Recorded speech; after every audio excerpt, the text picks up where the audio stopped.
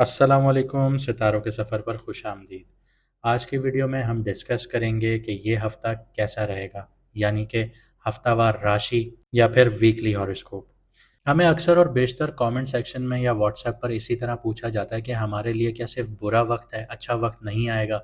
दूसरे एस्ट्रोलॉजर्स ये बोलते हैं कि थंबनेल उनका अगर देखा जाए तो वो ये कहते हैं कि चार राशियों के लिए या चार बुर्जों के लिए बहुत सुनहरा वक्त है, पैसा ही पैसा होगा, उनकी किस्मत बदल जाएगी। तो अगर मैं आपको सच बात बताऊं तो ऐसा नहीं होता। कभी भी ऐसा नहीं है कि चार राशियों के लिए पैसा पैसा होगा या वक्त बदल जाएगा या ऐसा होगा। ज़िंदगी जो है ना, एक बिटर ट्रुथ है, एक कड़वा सच जिसको आपने एक कड़वी गोली की तरह निगलना है। अगर आप वाकई में अपने आप को कामयाब होते हुए देखना चाहते हैं तो आपको समझना होगा कि आपकी ज़िंदगी में मुश्किलात कहाँ हैं, आपको उन मुश्किलात से कैसे निपटना है। ये इसकी मिसाल एक ऐसी ही है कि आप एक सफ़र पे चल रहे हैं और वहाँ पे सामने कांटों भरी बेल है। अब आप कांटों के ऊपर पाँव रखें या उससे बच के आगे निकलें, ये आपका फैसला है। इसी तरह सितारे हैं। सितारे आपको बताते हैं कि आपकी ज़िंदगी में कहाँ मुसीबत आने वाली है, कहाँ आपको वो सपोर्ट कर रहे हैं। तो आपको ये समझना होगा कि जहाँ मुसीबत आ रही है आपको अवॉइड कैसे करना है, या अगर आपके ऊपर नेगेटिव असरात आ रहे हैं तो आपको रेमेडीज़ क्या करनी है। जब तक आप रेमेडीज़ नहीं करेंगे, देखें, जब आपको ज़ख्म लगता है तो आप उसके ऊपर मरहम पट्टी करते हैं। जब तक आप मरहम पट्टी नहीं करते वो ज़ख्म ठीक नहीं होता। अगर आप उसको ऐसे ही छोड़ देंगे वो और ज़्यादा ख़राब होगा। यही सितारों की चाल है। तो बराए मेहरबानी इस चीज़ से बचा कीजिए कि चार राशियों के पास पैसा ही पैसा होगा या चार राशियों की किस्मत बदल जाएगी या आने वाले वक्त में ये हो जाएगा वो हो जाएगा। ऐसा नहीं होता। सबकी ज़िंदगी एक पैटर्न पर चलती है। जो लिख दिया गया है उसी हिसाब से चली जाएगी, उससे ना आगे ना पीछे। बस आप लोगों के इख्तियार में इतना है कि आप कदम कैसे उठाते हैं। आप मुश्किल घड़ी की तरफ जाते हैं या आप अपने अपने टाइम को खुद सुधारते हैं, ये फैसला आपके ऊपर है। आइए वीडियो को शुरू करते हैं। बात करता हूँ लियो मून साइन वालों की, यानी कि सिंह राशि, यानी कि बुर्ज असद वालों की। ये हफ्ता आपके लिए सेल्फ एक्सप्रेशन, इमोशनल मैच्योरिटी और लॉन्ग टर्म प्लानिंग का है। मून का स्ट्रॉन्ग पार्ट जो है वो फिफ्थ हाउस से स्टार्ट हो रहा है और ये आपकी क्रिएटिविटी, आपकी छठी हिस्स, आपकी रोमांस को एक्टिव कर रहा है। जुपिटर आपके 11th हाउस में है, यानी कि जेमिनाई में है। आपने जुपिटर की सीरीज़ देखी भी होगी। तो इसकी वजह से आपको बहुत ज़्यादा फ़ायदे हासिल हो सकते हैं, पैसिव इनकम के थ्रू, आपके दोस्तों के थ्रू, आपकी नेटवर्किंग के थ्रू, आपके बड़े भाइयों के थ्रू। यहाँ पे कनेक्शंस और सपोर्ट्स बहुत ज़्यादा स्ट्रांग हो रही है। केतु सेकंड हाउस में है जो स्पीच के घर में है, फैमिली के घर में है। यहाँ पे कन्फ्यूजन्स आ सकती हैं, स्पेशली अगर आप कुछ इंपॉर्टेंट डिस्कशन करना चाह रहे हैं तो ये टाइम पीरियड फ़िलहाल सही नहीं है, इंतज़ार कीजिए। इसके अलावा राहु, सैटर्न, वीनस का जो ट्रियो है वो आपके 8th हाउस में है। यहाँ पे internal churning plus deep realisation का टाइम पीरियड है।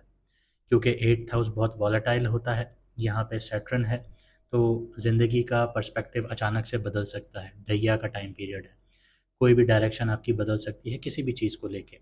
आपका जो यहाँ पे बेनिफिक आपके प्लैनेट्स हैं वो मून है, जुपिटर है, वीनस है, मरकरी है।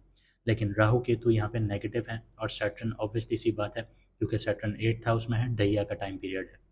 डेप्थ और डायरेक्शन के साथ धीरे चलना आप लोगों के लिए बहुत ज़रूरी है। करियर और फाइनेंस की बात करता हूँ तो सन 10th हाउस में है। ये आपको लीडरशिप जोन में रख रहा है, आपकी प्रेजेंस नोटिस की जा रही है। लेकिन शनि की नज़र है सन पे, तो आपके ईगो क्लैशेस हो सकते हैं। आपकी एटीट्यूड की वजह से आप अपने वर्क इन्वायरमेंट में मुश्किलें फेस कर सकते हैं। ये वीक प्रेजेंटेशंस के लिए अच्छा होगा, पब्लिक स्पीकिंग या अथॉरिटी से डील करने के लिए बहुत अच्छा है। लेकिन ईगो और अथॉरिटेटिव जो आपका माइंडसेट है उसको थोड़ा साइड पे रखिएगा। मरकरी 9th हाउस में है, तो ये आपको रिमोट वर्क के चांसेस बढ़ा रहा है। लीगल मैटर्स या हायर एजुकेशन से रिलेटेड कुछ भी हो, क्लैरिटी आएगी, लेकिन 20 और 22 मई के दरमियान। केतु सेकंड हाउस में है, ये यहाँ पे इस इम्पल्सिव स्पेंडिंग्स दे रहा है और मिसअंडरस्टैंडिंग्स दे रहा है फैमिली में फाइनेंसेस को लेके। यहाँ पे क्रॉस चेक आपको ज़रूर करना होगा अगर आप किसी भी चीज़ पे आर्ग्यूमेंट करने जा रहे हैं। लव और रिलेशनशिप्स की बात करते हैं। मून आपका 5th हाउस में ट्रांजिट कर रहा है 16 मई को, तो ये रोमांस में बहुत ज़्यादा स्पार्क क्रिएट कर रहा है और इमोशनल बॉन्डिंग बहुत ज़्यादा स्ट्रॉन्ग कर रहा है। पुराना क्रश या पुराना लव वापस आ सकता है। अगर कमिटेड हैं तो 18 से 19 मई कैप्रिकॉर्न में मून होगा, तो ये प्रैक्टिकल है, इमोशनली ग्राउंडेड कन्वर्सेशंस ला सकता है आपके लिए। जुपिटर 11th हाउस में है। फ्रेंड्स जो हैं वो प्यार में बदल सकते हैं, ये वाइब बन रही है यहाँ पे। फैमिली डायनामिक्स की बात करूँ तो थोड़ा डेलिकेट हो सकता है यहाँ पे, क्योंकि केतु का इन्फ्लुएंस बहुत ज़्यादा है। अभी केतु ट्रांजिट कर जाएगा 19 मई को रात को 2:20 पे, केतु की सीरीज़ भी आने वाली है। तो आपकी जो खामोशी है ना, वो गलतफ़हमियाँ पैदा कर सकती हैं। तो क्लियर बात कीजिए, जो बात है, अपनी जो बात है उसको प्रॉपर रखिए। अगर आपकी बात को मिसअंडरस्टैंड किया जा रहा है तो उसको भी क्लेरिफ़ाई कीजिए। हेल्थ और वेल-बीइंग की बात करते हैं। मार्स 12th हाउस में है। यहाँ पे हिडन हेल्थ इश्यूज़ आ रहे हैं, क्योंकि आपकी जो स्लीप साइकिल है वो डिस्टर्ब हो रहा है, एंग्ज़ायटी ट्रिगर हो रही है, काम का प्रेशर बढ़ सकता है, और आपका जो गुस्सा है उसको अवॉइड करना है काम की सिचुएशन पे, वर्क प्लेस पर, क्योंकि आपका सन 10th हाउस में, ईगो क्लैशेस ज़रूर आएंगे। आप किसी भी वक्त कुछ भी ब्लंटली बोल देंगे जो आपके लिए मुसीबत का बाइस बन सकता है।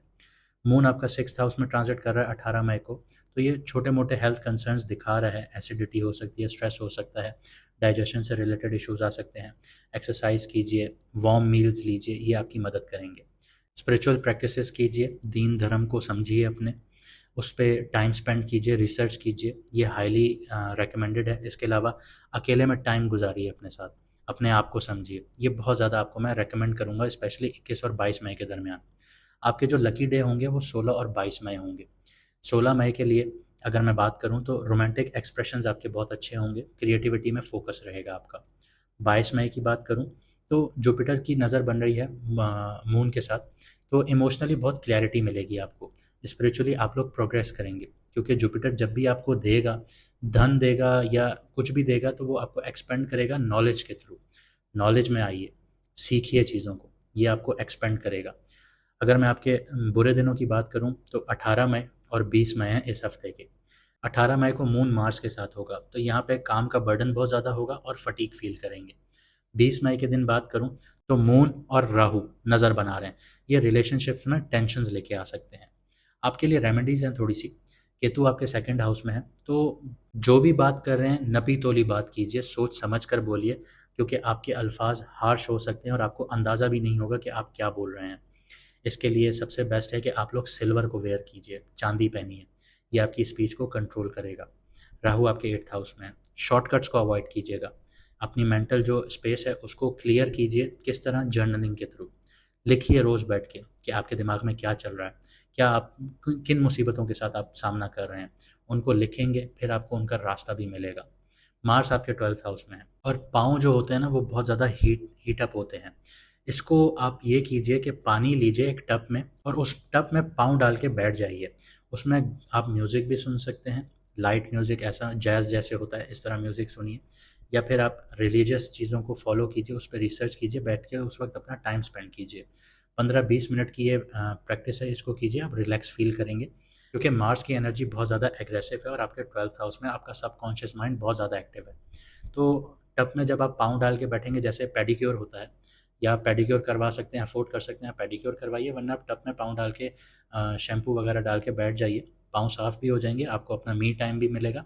आप उसमें म्यूज़िक भी सुन सकते हैं, लाइट म्यूज़िक सुनिए, या फिर आप रिलीजन को फॉलो कीजिए, उसमें रिसर्च कीजिए, उसमें पढ़िए, आपको एक्सपेंड करेगा जुपिटर यहाँ पे।